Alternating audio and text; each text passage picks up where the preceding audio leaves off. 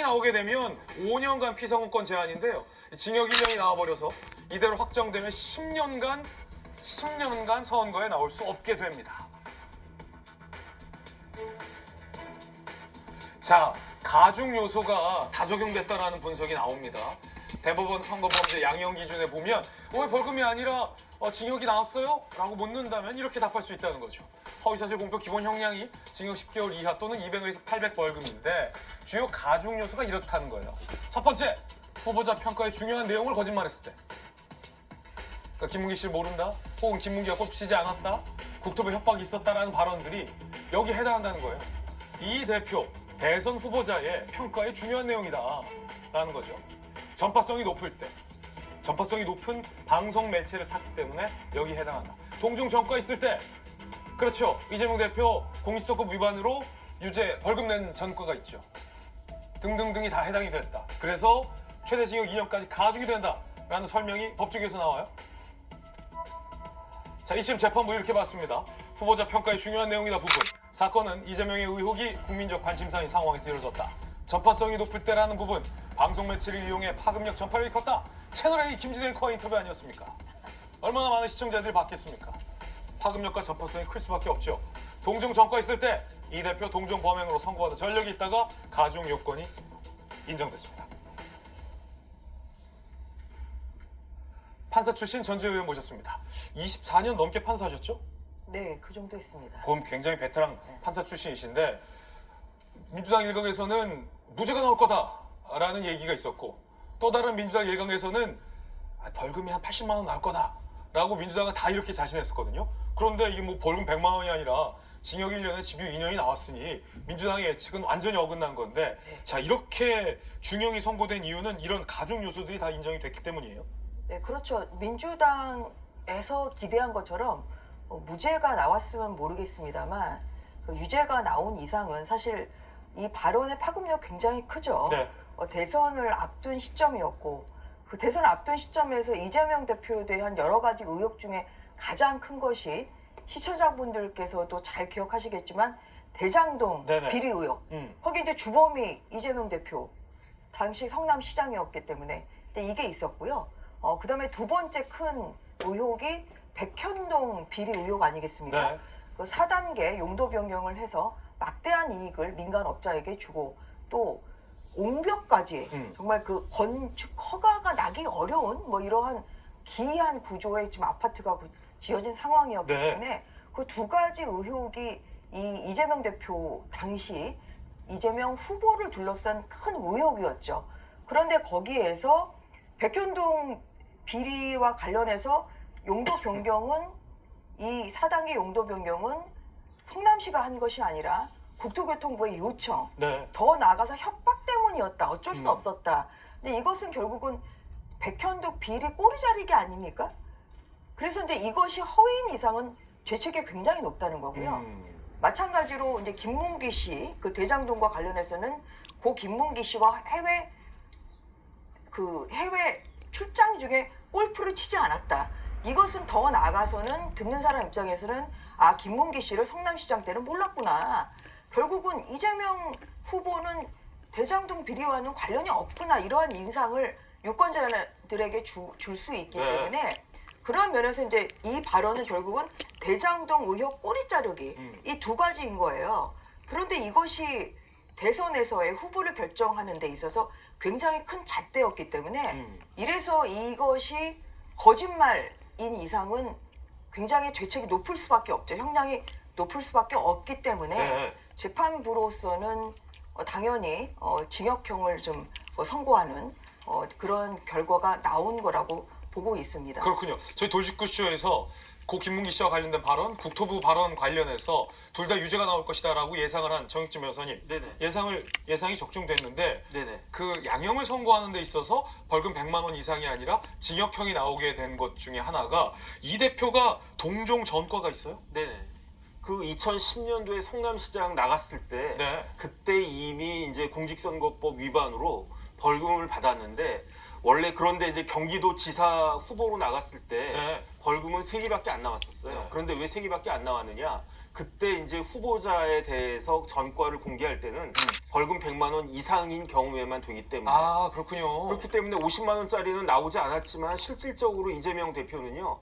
징역 그러니까 전과가 4개가 있는 사람이고요. 네. 만약에 이번 것까지 합치면 별이 5개가 되는 뭐 오성장군 되는 거 아니겠습니까? 만약에 이게 확정이 된다면 확정이 된다라고 하면 그런데 제가 봤을 때 많은 사람들이 예상을 깨고 중형이다 이렇게 이야기했는데 그 이야기는 잘못된 이야기입니다. 네. 예상이 깨진 게 아니라 기대가 깨진 겁니다. 민주당의 기대가 깨진 겁니다.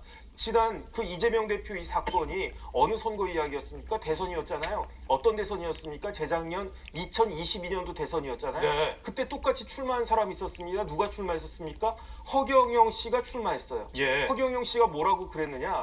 이재명 대표는 나는 김문기 모른다라고 했지만 허경영은 네. 나는 이병철 양자다라고 그랬어요. 그다음에 황당한 거짓말. 그다음에 이제 이재명 대표는 그 국토부에 협박이 있었기 때문에 종상향 4단계가 이루어졌다 이렇게 이야기했지만 허경영 씨는 나는 박정희 대통령의 비선 참모였다 이렇게 이야기했어요. 그러면 허경영의 거짓말이 더 심각합니까? 이재명의 거짓말이 더 심각합니까? 지금 화면 보면 이재명 대표 측에서는 아니 허위사실 공표로 징역형이 선고된 경우가 거의 없다. 형량이 과하다라고 주장하고 있지만 당장 20대 대선 운동 중에 허경영 씨도 징역의 집유가 나왔고 이 김혜경 씨와 관련된 그 법인카드 식사비와 관련해서 배모 씨도 징역의 집유가 나왔군요. 그러니까 이 대표 측 주장과는 달리 이 대표와 좀 가까운 배모 씨도 같은 혐의로 징역과 집유가 선고된 적도 있고 허경영 씨도 징역과 집유가 선고된 사례가 있다. 그러니까 쉽게 말하면 저 케이스로 보면요 똑같은 선거였는데 저 그 형량으로만 보면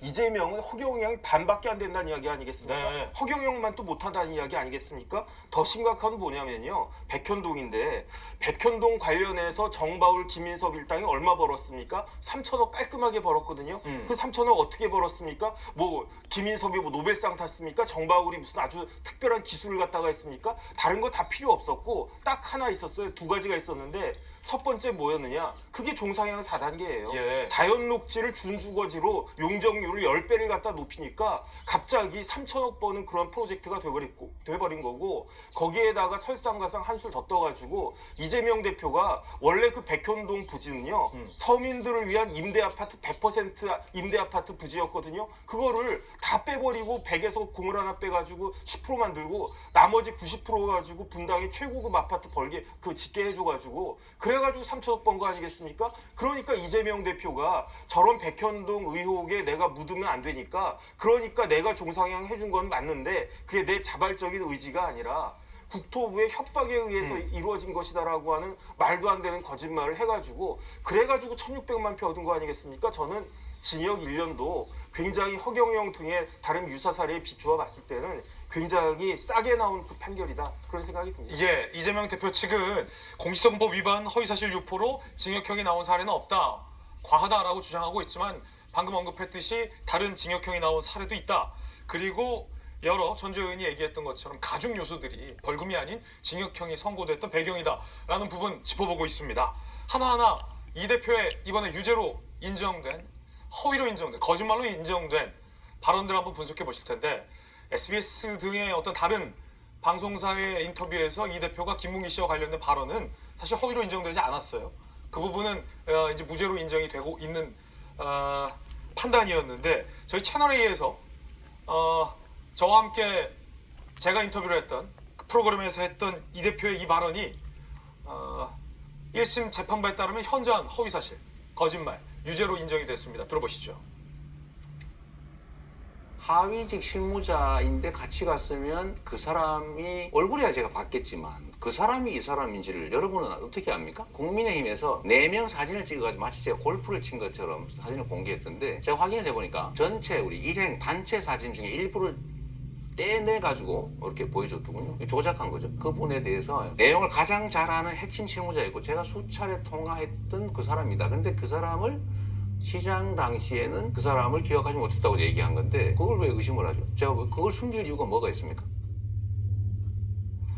자, 결국 이 발언이 김문기 씨와 관련돼서 유죄로 인정된 부분인데 전주혜 의원님, 김문기 씨를 모른다라는 취지의 이 대표의 발언은 뭐 다른 방송사 SBS나 딴 데서도 인터뷰했어요. 근데 그 부분은 이 분명한 유죄로 인정이 안 됐어요. 안다 모른다의 문제다. 그런데 제가 진행했던 방금 인터뷰의 이 대목, 네. 이 대목, 뭐 저도 잠깐 나왔습니다만 이 대목이 지금 유죄로 인정된 거죠?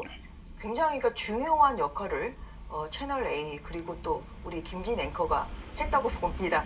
유죄에 있어서 굉장히 좋은 질문을 했기 때문에 또 이런 답변이 나온 건데요. 이제 뭐냐면 이제 법원은 안다 모른다는 인식의 영역이기 때문에 네. 뭐 이게 설사 허위라고 할지라도 공직선거법 위반에서 정하고 있는 그런 유형에 해당하지는 않는다. 허위사실 공표라는 그 대상에는 해당하지 않는다 이렇게 판단을 했습니다. 그렇군요. 다만 김문기 씨와 골프를 쳤느냐 안 쳤느냐 이건 행위잖아요. 골프를 쳤느냐 안 쳤느냐는 어떤 인식의 영역이 아니라 행위이기 때문에 그렇기 때문에 이것이 허위이고 그래서 유죄에 해당한다 이렇게 판단을 했습니다. 그러면 그 김문기 씨가 그러면 골프를 이제 쳤느냐 안 쳤느냐가 사실 중요하다기보다는 예. 이제 이것이